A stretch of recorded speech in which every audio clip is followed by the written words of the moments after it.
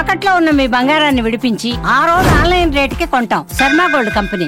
నమస్కారం, welcome to Suman TV. నేను గీతాంజలి. ప్రస్తుతం మనతో పాటు ప్రముఖ ఆధ్యాత్మికవేత్త శ్రీమతి డాక్టర్ భట్టిప్రోలు విజయలక్ష్మి గారు ఉన్నారు. వారితో మాట్లాడదాం. అమ్మ నమస్కారం. నమస్కారం అండి. స్త్రీలు ధరించేటువంటి గాజులు, మెట్టెలు, అలాగే కాళ్ళ పట్టీలు, చెవి కమ్మలు, ముక్కు పుడక, కంఠాభరణాలు, పెద్ద పెద్ద హారాలు కానీ అలా ఇవన్నీ కూడా దేనికి నిదర్శనం? అసలు ఎందుకు ధరించాలి? శాస్త్రం ఏం చెబుతోంది? వీటి వెనకాల ఉన్నటువంటి సైంటిఫిక్ రీజన్స్ కూడా మాట్లాడదాం. సైన్స్ అలాగే శాస్త్రం కూడా. అమ్మవారికి పూజ చేసేప్పుడు సౌభాగ్యదాం భాగ్యదాం అని చేస్తున్నామా? మన సౌభాగ్యానికి చిహ్నాలు ఇవన్నీ, మంగళకర చిహ్నాలు. మాంగళ్యాలు, పంచమాంగళ్యాలు అంటారు వీటిల్ని. అవేంటంటే ముఖ్యంగా నల్లపూసలు, మంగళసూత్రాలు, మెట్టెలు, గాజులు, చెవి కమ్మలు, ముక్కు పుడక, ఇలాంటివన్నీ కూడా కేవలం ఈ స్త్రీకి అమ్మవారు ఇచ్చినటువంటివి. ఒక చిన్న మాట చెప్తా. గాజులు వేసుకుంటున్నాం, చాలామంది ఈ రోజుల్లో వేసుకోవటం లేదు. గాజులు వేసుకుంటున్నాం ఎందుకు?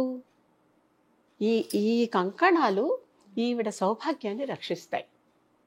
రామాయణంలో ఒక కథ ఉంది.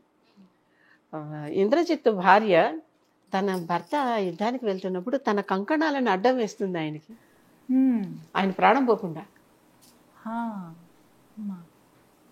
భర్త ప్రాణాలు ఇక్కడ మంగళసూత్రం. మమ జీవన హేతునా అని కడుతున్నాడు. నీ మెడలో కంఠే బద్నామి సుభగే, ఓ సుభగే నీ కంఠంలో నేను కడుతున్నాను. ఎందుకోసం? నా కోసం, మమ జీవన హేతున, నా ప్రాణాన్ని నువ్వు కాపాడు అని కడుతున్నాడు. కంటే మంగళసూత్రం ఎందుకు వేసుకుంటున్నాము ఇప్పుడు అర్థమవుతుంది కదా. నల్లపూసలు ఎందుకోసం వేసుకుంటున్నాం? నలుగురు దృష్టి పడకుండా. ఇప్పుడు ఇవిడ ఇంత చక్కగా మహాలక్ష్మిలా ఉందంటే అందరి కళ్ళు ఆవిడ పడుతున్నాయి కదా. అందుకనే నల్లపూసలు ఇలా పొడవుగా వెడల్పుగా వేసుకునే ఆచారం కూడా కాదు, ఇక్కడికే వేసుకునే ఆచారంగా ఉండేది ఒకప్పుడు. చూడంగానే ముందర అక్కడ పడుతుంది కన్ను కనుక అలా ఆ విధంగా నల్లపూసలు వేసుకునేది అందుకోసం. ఇంకా కాళ్ళకి మెట్టెలు. ఇప్పుడైతే చెప్పులు వేసుకుని తిరుగుతున్నాం కానీ ఒకప్పుడు అవి లేవు కదా. అసలు పాదరక్షలు అనే మాటే లేవు కదా. అలాంటప్పుడు నీళ్ళల్లో తిరుగుతూ, మట్టిలో తిరుగుతూ చేస్తున్నప్పుడు ఆ కాలి వేళ్ళ దగ్గర నరాలకి ఇవి అడ్డం ఉంటే ఎప్పటికప్పుడు మనకి దానికి శక్తిని ఇస్తాయి అవి. ఆడవాళ్ళు ఒకప్పుడు చాలా ఫుల్గా కదలకుండా గాజులు వేసుకునేవాళ్ళు. ఇక్కడ నరాలు నొక్కుని వాళ్ళకి ఎటువంటి మెన్సువల్ ప్రాబ్లమ్స్ రావు. ఈ రోజుకి కూడా ఆక్యుప్రెషర్లో ఇదొక భాగం. ఇక్కడ నరాలు ఇలా నొక్కుంటే పీరియడ్స్ సరిగ్గా రెగ్యులర్గా లేని వాళ్ళకి రెగ్యులరైజ్ అవుతాయి. ఇబ్బందికర పీరియడ్స్ ఉన్న వాళ్ళకి కరెక్షన్ అయిపోతుంది. ఇక్కడే కాదు, కాళ్ళ కడియాలు కూడా, యాంక్లెట్స్, పట్టీలు, కడియాలు, ఇక్కడ మడికట్టు ఎట్లాగో అక్కడ యాంక్లెట్ కూడా అంతే. యాంకిల్ దగ్గర కూడా కడియాలు వేసుకునే కారణం అదే. అవి వేసుకుంటే వాళ్ళకి పూర్తిగా వాళ్ళ హార్మోన్స్, ఫిమేల్ హార్మోన్స్ చక్కగా సెక్రెషన్ అవుతాయి కావలసిన పద్ధతిలో. నేదర్ మోర్ నార్ లెస్ అన్నట్టుగా వేసుకునేవాళ్ళు. కారణం అక్కడ అలా నొక్కుకోబడాలి అవి. అక్కడక్కడ ఆ ప్రాంతంలో సరిగ్గా ఇక్కడ ఉంటాయి ఆ పాయింట్స్, అక్కడ అవి నొక్కుకోబడాలి. అవి నొక్కుంటే పీరియడ్ ప్రాబ్లమ్స్ రావు, అన్ని కరెక్షన్ అయిపోతాయి. మనకి ఒకప్పుడు ఇవన్నీ సైన్స్ పరంగాను, ఆచారపరంగాను, కుటుంబంలో ఒక రివాజు ఉంటుంది, దాన్ని బట్టి ఇచ్చారు. ఇవన్నీ ఇచ్చినప్పుడు ఇప్పుడు కూడా కొంతమంది స్త్రీలు బంగారు గాజులు వేసుకుంటారు కానీ, ముఖ్యంగా వైష్ణవేట్స్లో నేను విన్నాను ఇది, కొంతమంది బంగారు గాజులు వేసుకుంటారు కానీ మట్టి గాజులు వేసుకోరు. ఏదో ఒకటి మనకి ఇక్కడ ప్రెస్ అవటమే కదా అసలు సైన్స్. అర్థమైందా? వాళ్ళు ప్రతిసారి మట్టి గాజుల వల్ల రోజు మార్చాలి. మట్టి ఎప్పటికప్పుడు వండిన కొండలో మళ్ళీ తినం కదా, అలాగా మట్టి కదా, ఒక రకమైన సిలికాన్తో తయారైనవే కదా ఇవన్నీను. అది కదా. అందుకని ఇవన్నీ అందుకోసం వేసుకోవాలి. చెవి కమ్మలు అసలు దానికి చాలా ప్రత్యేకతలు ఉన్నాయి. చెవిలో ఇక్కడ ఒక నరం ఉంటుంది. ఆ నరాన్ని చిన్నపిల్లడప్పుడు మగపిల్లలకి ఒడుగు చేసినప్పుడు, ఆడపిల్లలకి ఇంకా చిన్నప్పుడే చెవులు కుట్టిస్తారు. కర్ణవేధ అనేది షోడశ సంస్కారాలలో ఒక సంస్కారం. పుట్టిన దగ్గర నుంచి మరణం దాకా 16 రకాల సంస్కారాలు మనిషికి జరుగుతాయి. ఇంకోసారి ఎప్పుడన్నా షోడశ సంస్కారాలు చెప్పుకుందాం.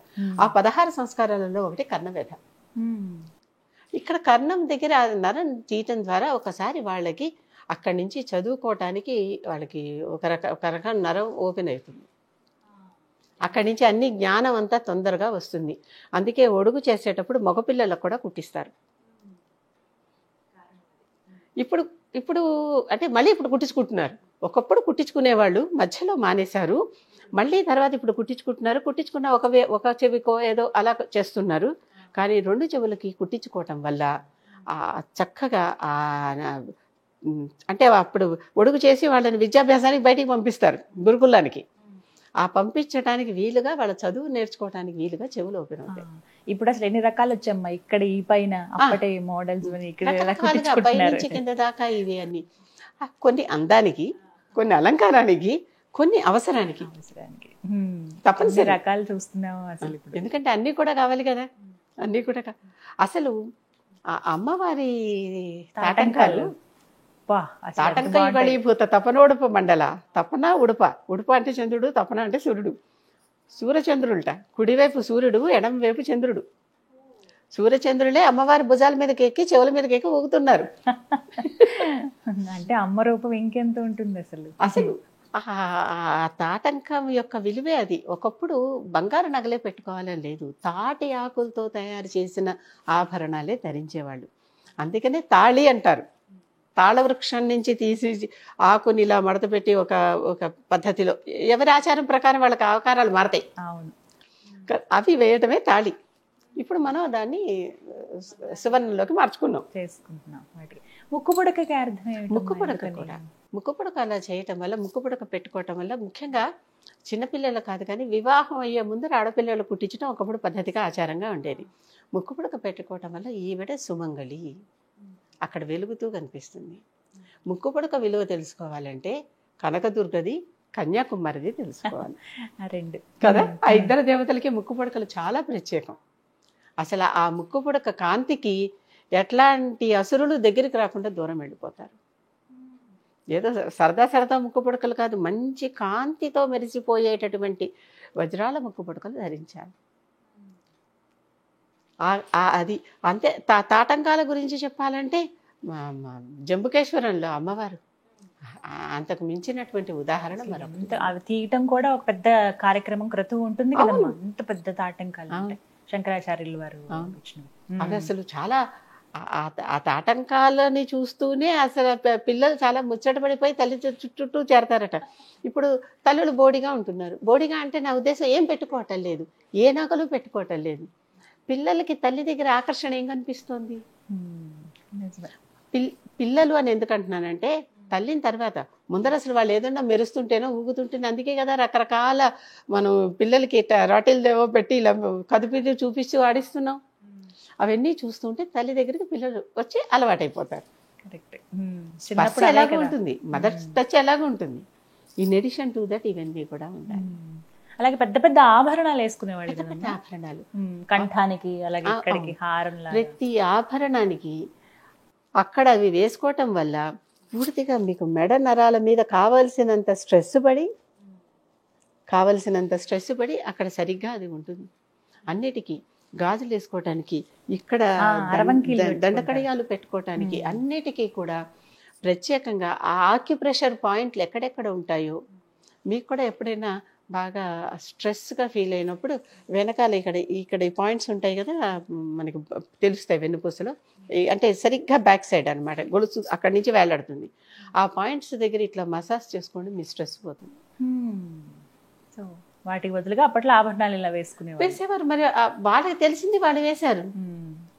వాళ్ళకి అప్పుడు ఆ రోజుల్లో ఉన్న సైన్స్ ప్రకారం వాళ్ళకి ఏం తెలుసో అవన్నీ చేశారు. ఇప్పుడు ఎంతమంది గాజులు వేసుకుంటాం ఇందుకోసం అని తెలుస్తుంది వాళ్ళకి. డాక్టర్ దగ్గరికి పరిగెత్తి మాకు సరిగా ఇబ్బందిగా ఉందండి, పీరియడ్స్ రావట్లేదండి, చాలా స్ట్రెస్ఫుల్ పీరియడ్స్, స్ట్రెయిన్ఫుల్ పీరియడ్స్ అని అంటున్నారు. కానీ ఇంట్లో గాజులు వేసుకోమా, చక్కగా చేతికి అక్కడ మంచిగా ప్రెషర్ ఇచ్చేలాగా చేసుకో, కాళ్ళకి కడియాలు వేసుకో అని చెప్తున్నారు. ఇంకోటి బంగారం వెండి వేసుకోవటంలో ఏంటంటే వాటికి పాజిటివ్ వ్యాలెన్సీ ఉంటుంది. మన శరీరంలో ఉన్నటువంటి వేడిని అది తీసేస్తుంది. అందుకని ఆ లోహం వేసుకోవటం కారణం అది. లలిత సహస్రనామాల్లో శ్రీమద్ వాగ్భవ కూటైక స్వరూప ముఖ పంకజం అంతా కూడా, ఈ ముఖం అంతా కూడా వాగ్భవ కూటం. తర్వాత కంఠార కటి పర్యంత మధ్యకూట స్వరూపిణి, ఇదంతా మధ్యకూటం కామరాజకూటం అని కూడా అంటారు. ఆ తర్వాత శక్తి కూటైక తాపన్న కక్షతో భాగధారిణి, కటికి కింద భాగం, నడుంకి కింద భాగం, అదంతా శక్తి కూటం. అసలు ప్రధానమైన అంగాలన్నీ పైకి వచ్చేసాయి కదా, మరి వాటి అందుకని ఆ అంగాలన్నిటినీ బంగారంతో పై భాగం వరకు మాత్రమే బంగారంతో వేస్తారు. కింద భాగాలకు వెళ్ళేసరికి అక్కడ కింద భాగాలు మనకి గట్టిగా మాట్లాడితే మలమూత్ర ద్వారాలు అవన్నీ కూడా అక్కడ ఉన్నాయి కనుక అక్కడ బంగారం వేయకుండా, బంగారం లక్ష్మీ స్వరూపం కదా, వెండి వేస్తాం. అందుకే కాళ్ళకి వెండివి, కాళ్ళకి మెట్టెలు, వెండి పట్టీలు ఇవన్నీ కూడా. నడుం కింద అంతా వెండి, నడుం పైన అంతా బంగారం వేసే కారణం అది. ఎందుకంటే ఇక్కడ ఉన్నటువంటి చక్రాలు వేరు, అక్కడ ఉన్నటువంటి చక్రాలు వేరు, ఇక్కడ ఉన్నటువంటి దేవతా స్వరూపాలు వేరు, ఇక్కడ ఉండేటటువంటి నలుగురు దృష్టి పడుతూ వచ్చేటటువంటి మనకి వచ్చే దాన్ని ఏమంటారు, ఆ దృష్టి దోషము అదంతా వేరు. ఇవన్నీ ఇవి తీసేస్తూ ఉంటాయి. ఎప్పటికప్పుడు వచ్చేటటువంటి నెగిటివ్ని పాజిటివ్ తీసుకుని, గోల్డ్కి పాజిటివ్ వ్యాలెన్సీ ఎక్కువ, సిల్వర్కి పాజిటివ్ వ్యాలెన్సీ తక్కువ. బయట నుంచి వచ్చే నెగిటివ్నంతా ఈ పాజిటివ్ వ్యాలెన్సీ తీసుకుని న్యూట్రలైజ్ చేస్తూ ఉంటుంది.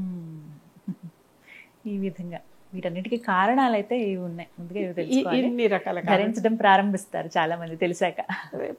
అసలు నిజంగానే వేసుకుంటే అంటే ప్రతిసారి అప్పు చేసైనా సరే అనేటటువంటి మాట నేను అనను. ఏది వేసుకోగలిగి, మట్టి గాజులు వేసుకోవటానికి ఏంటి, 100 రూపాయలు అక్కర్లేదు కదా, చక్కగా వస్తాయి. అవునా? ఒకప్పుడు పెళ్లిలో కూడా తాడే కదా కడుతున్నారు, బంగారం గొలుసులు వేయట్లేదు కదా. ఆ స్పాట్ నొక్కబడటం కావాలి. ఈ ఆభరణాలు ధరించడం వెనక ఎంత అంతరార్థం ఉంది. అది అందులో ఈ స్వర్ణము రజతము ధరించడం వల్ల ఏంటంటే పాజిటివ్ వ్యాలెన్సీ ఉన్నటువంటి మెటల్స్ కనుక ఇవి వచ్చినటువంటి నెగిటివ్ని ఈ పాజిటివ్తో న్యూట్రలైజ్ చేస్తాం, బ్యాలెన్స్ అవుతాయి. బ్యాలెన్స్. చాలా చక్కగా వివరించారమ్మా, ధన్యవాదాలు. నమస్కారం.